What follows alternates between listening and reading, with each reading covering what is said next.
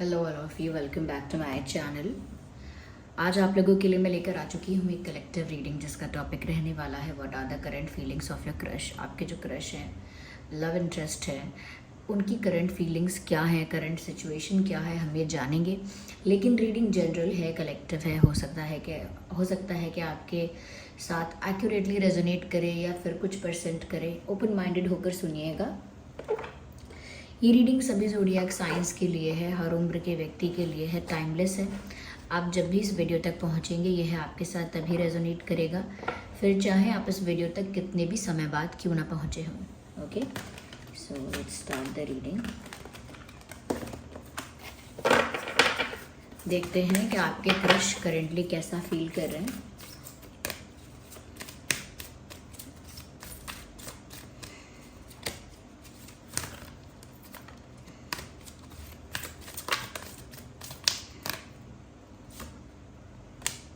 All tied up.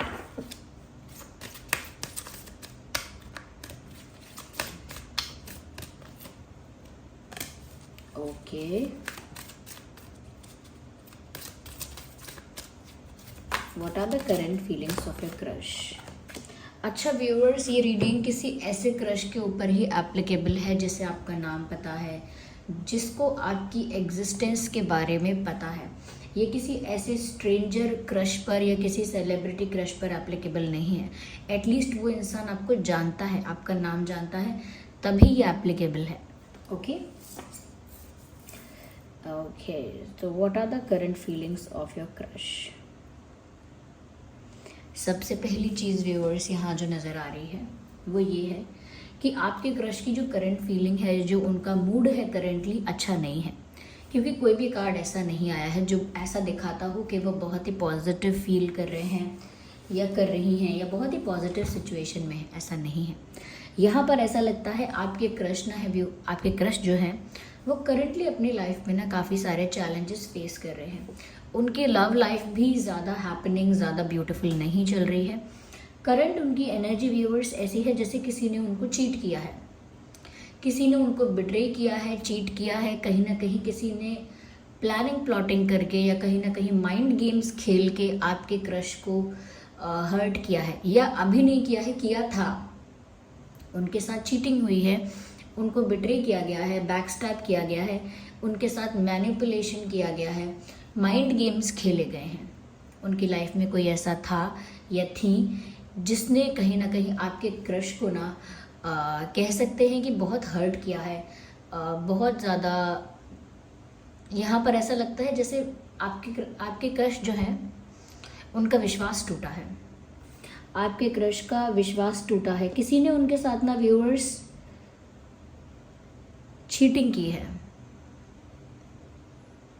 Yes, someone did wrong to them.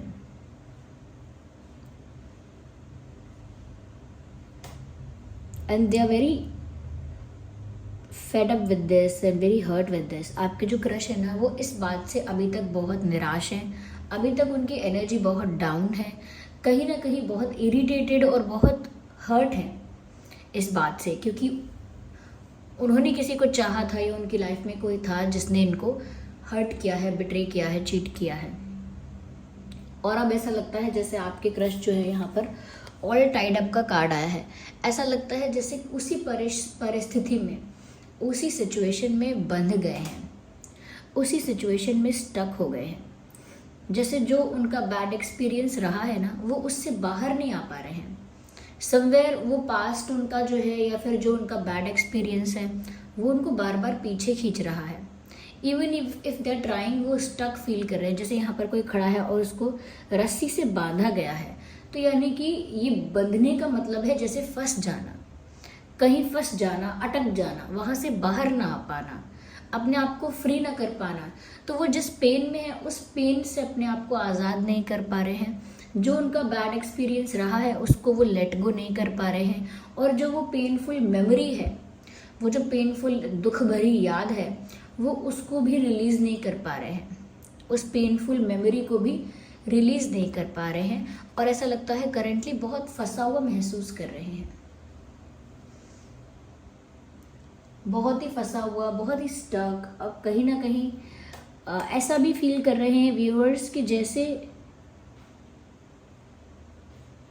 जैसे वो move on करके आगे बढ़ना चाहते हैं, पर कुछ ऐसा है जो उनको अभी भी रोके रखता है, कुछ ऐसा है जो अभी भी उनको स्टक रखता है और वो मूव ऑन नहीं कर पाते। यहाँ पर कोई एक ऐसा इंसान है जो कहीं ना कहीं बहुत मैनिपुलेटिव है, बहुत क्लेवर है, और ऐसा इंसान आपके क्रश जो है ना उनको मैनिपुलेट कर रहा है या कर चुका है, या करंटली भी ऐसा होता रहता है, तो जिसकी वजह से आपके क्रश का ना मूड अच्छा नहीं रहता। यहाँ पर ऐसा लगता है कि बहुत सारे चैलेंजेस भी वो लाइफ में फेस कर रहे हैं। जैसे कि जब हम दुखी हैं ऑलरेडी, तो हमारी लाइफ में फाइनेंशियल इशू भी आ जाए, करियर इशू आ जाए, हेल्थ इशू आ जाए, कोई फैमिली इशू आ जाए, तो ऐसे इश्यूज अगर लाइफ में आ जाएं जब आप ऑलरेडी परेशान हैं, तो इससे साफ साफ दिखता है कि और आपका प्रॉब्लम बढ़ जाएगा, आपका जो चैलेंजिंग सिचुएशन है वो और ज़्यादा टफ हो जाएगा। आपके क्रश के साथ भी हो रहा है कि उनको बहुत सारे चैलेंजेस फेस करने पड़ रहे हैं। यस,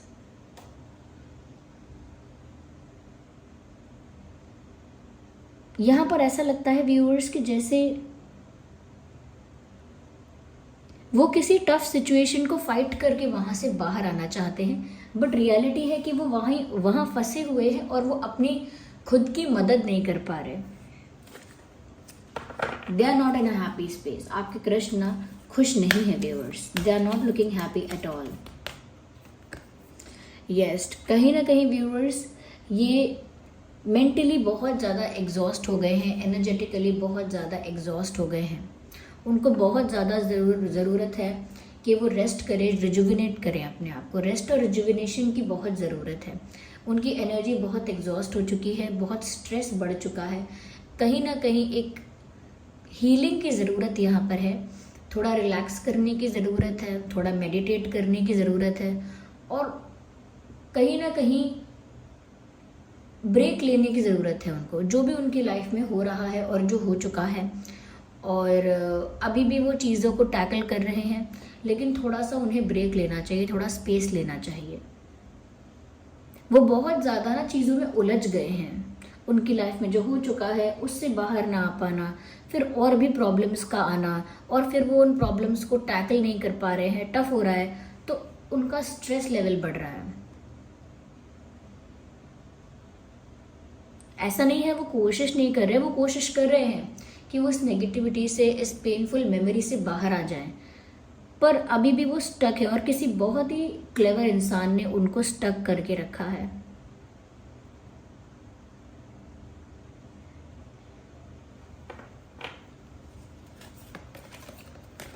यस, हीलर, मैंने कहा ना यहाँ पर कार्ड आ गया, हीलर ऑफ द एजेस। इनको हीलिंग की बहुत ज़रूरत है। यहाँ रेस्ट और रिजुविनेशन का कार्ड आया है, यहाँ हीलिंग का कार्ड आया है। सो दे नीड दैट हीलिंग। उनको इस हीलिंग की ज़रूरत है, तभी ये कार्ड्स यहाँ पर आए हैं। Okay, let me arrange it.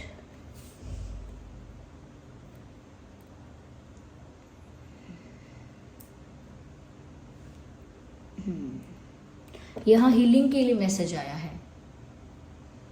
उनको हीलिंग की बहुत ज़रूरत है। अपनी लाइफ में ना कुछ टफ बैटल्स जो है, टफ बैटल्स को फेस कर रहे हैं, और वो जानते हैं कहीं ना कहीं कि उनको अपने आप को हील करने की ज़रूरत है। They know that. Oh my God, angel of love. कहीं ना कहीं व्यूअर्स, इनकी लाइफ में अगर प्यार आता है तो ये अपने आप हील हो जाएंगे, क्योंकि जिस वजह से ये दुखी है वो प्यार ही है।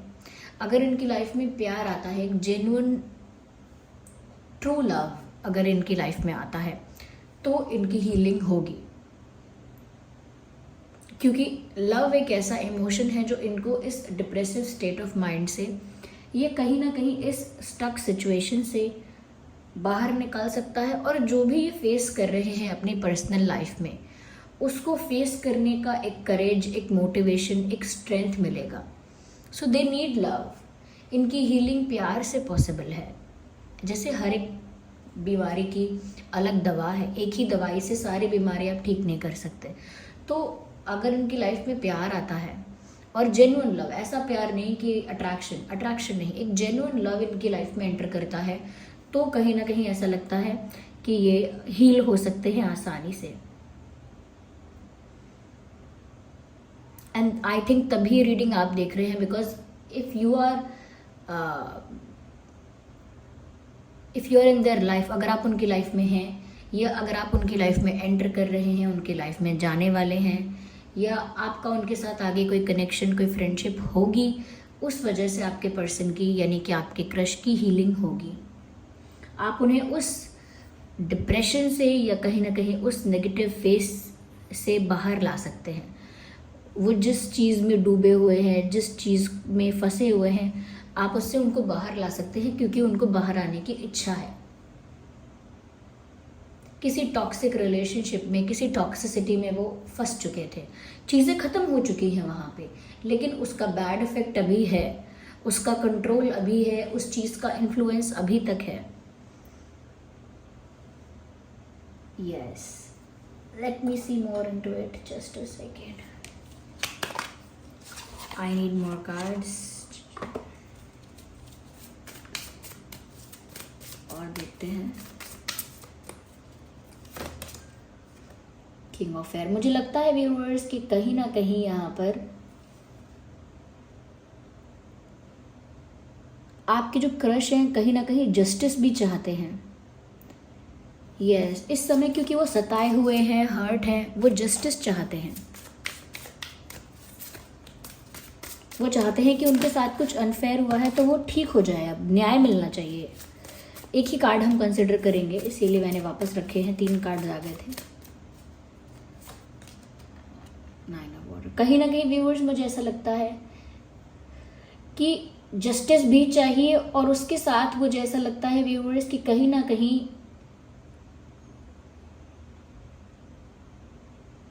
दे नीड समवन जो उनको रिस्पेक्ट करे। उनको ऐसा लगता है कि उन्हें एक ऐसे प्यार की, एक ऐसे पार्टनर की ज़रूरत है जो उन्हें रिस्पेक्ट करे, उनको एडमायर करे, जो अटेंशन, इम्पोर्टेंस और जो वैल्यू उनको नहीं मिली है वो value they.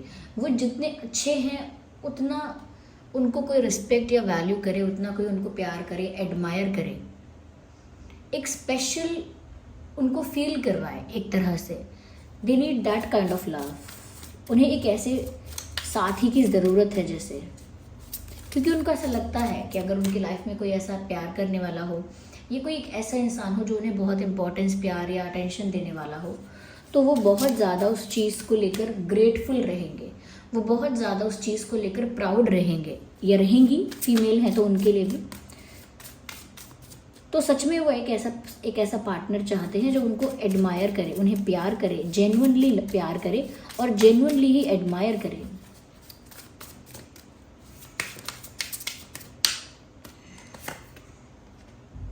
But they are not happy. 6 of water. कहीं ना कहीं व्यूअर्स इस इंसान का जो एक्सपीरियंस रहा है वो पेनफुल तो रहा है, जिसका असर अभी तक है। उनके साथ जो हुआ वो उनको आज तक हर्ट कर रहा है, आज तक हॉन्ट कर रहा है, क्योंकि आई थिंक ये आपके क्रश जो है वो चाहे दिखाएं या ना दिखाएं, लेकिन एक सेंसिटिव इमोशनल इंसान है, और एक ऐसे इंसान है जो इजीली विश्वास करते हैं लोगों पर या करते थे, और अभी इस समय वो एक ऐसे स्टेट ऑफ माइंड में है जहाँ वो परेशान है, दुखी हैं, हर्ट है। कहीं ना कहीं उनको जस्टिस चाहिए, हीलिंग की ज़रूरत है, प्यार की ज़रूरत है, but they are all stuck. लेकिन वो सिर्फ स्टक है और अपनी लाइफ में डिफ़िकल्टीज ही फेस करे जा रहे हैं। बट यस, उनको लगता है कि उन्हें किसी ऐसे इंसान की ज़रूरत है। यहाँ पर अगर हम ज़ोडिएक साइंस की बात करें तो कैंसर, स्कॉर्पियो, पाइसेस है, जेमिनाई, लिब्रा, एक्वेरियस भी है। अगर हम इम्पॉर्टेंट डेट्स की बात करें तो 5, 15 and 25, 6, 16, 26, 3, 13, 23, 9, 19, 29, yes, 1, 11, 21, 1, 11, 21, I'm sorry for moving this, 1, 11, 21, ये कुछ डेट्स हैं जो आपका बर्थ डेट या उनका बर्थ डेट हो सकता है. Do they have any interest in you? क्या आपके जो क्रश हैं उन्हें आप में कोई इंटरेस्ट है या नहीं? हम एक बार येस नो चेक कर लेते हैं. आर दे रियली इंटरेस्टेड और नॉट? So let's check with this. Be patient, थोड़ा सा आपको पेशेंस रखना होगा.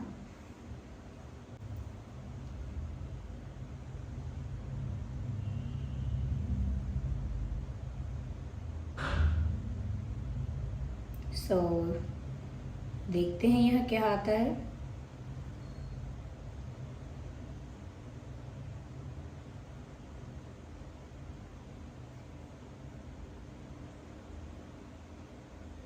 व्यूअर्स, आई होप आपको दिख रहा है.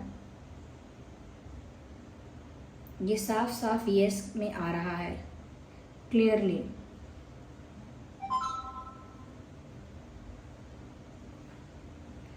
तो साफ साफ यहाँ पर यस आया. यस इंटरेस्टेड तो हैं. Okay, so that's a good news for some people. आप में से काफ़ी लोगों के लिए जिनके साथ ये रीडिंग रिलेट कर रही है, जिनके लिए हमने ये क्वेश्चन देखा, एक गुड न्यूज़ है कि वो इंटरेस्टेड तो हैं. So this was the reading. I hope ये रीडिंग आपके लिए हेल्पफुल रही है या आपके साथ रेजोनेट करती है. तो आप मुझे कमेंट करके ज़रूर बताइएगा. आपका कमेंट बहुत इंपॉर्टेंट है. आप कमेंट कीजिए कि कितने % रेजोनेट करती है, कितनी हेल्पफुल है. और वीडियो को लाइक करें, कमेंट करें, शेयर करें, सब्सक्राइब करें और बेल आइकन को ज़रूर प्रेस करें. चलिए मिलते हैं अगली रीडिंग में. तब तक के लिए bye bye family. Take care. Love you all.